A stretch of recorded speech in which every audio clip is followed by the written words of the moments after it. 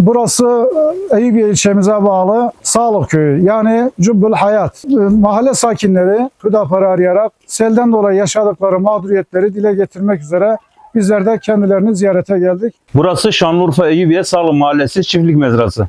14 Şubat 2024'te yağan yağmur sonucu Sağlık Mahallesi sular altında kaldı.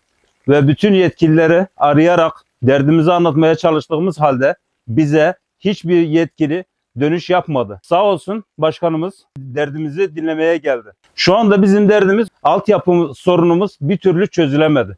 Devlet Su İşleri yaptığı hatalar yüzünden sel suları bizim evlerimize kadar girdi. Devlet Su İşleri tekne şarampollarını açmayarak, köprüler ufak olduğundan bütün mahallemiz sular altında kaldı. Şu gördüğünüz seramin içinde ben salatalık yetiştiriyorum. Ben mağdur oldum.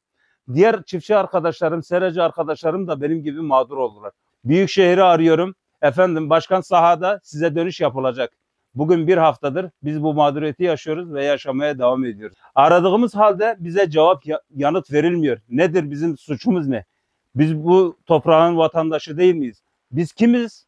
Biz neciyiz? Biz nereden geldik? Evet, kardeşlerimizin mağduriyetlerini hep beraber dinledik. Şunu unutmayalım ki devletin varlık sebebi vatandaşa hizmettir. Buradaki kardeşlerimizin mağduriyetlerinin bir an önce giderilmesi için Şanlıurfa Valiliği, DSİ, Tarım İl ve İlçe Müdürlüğü, Eyüpiye Kaymakamlığı ve Şanlıurfa Büyükşehir Belediyesi ile Eyüpiye Belediyesi koordineli bir şekilde çalışacak. Buradaki kardeşlerimizin mağduriyetini bir an önce gidermek için çalışma başlatacaklar. Bu iş bu kadar basit. Sorunlara duyarsız kalmakla maalesef bu problem ortadan kalkmaz. Yolların altındaki o su tahliye kanalları düzgün çalışmış olsaydı bugün Sağlık Mahallesi bu felaketle karşılaşmayacaktı. Yani diyoruz ki doğal afetler önlenemez. Ama alınacak tedbirlerle doğal afetlerin riski minimuma indirilebilir. Bu da ilgili kurumların düzenli çalışmasıyla ve sorunları dert edilmesiyle olur. Şimdi bekliyoruz. Söz yetkililerde. Bakalım ne kadar sürede Sağlık Köyü'ne gelecekler.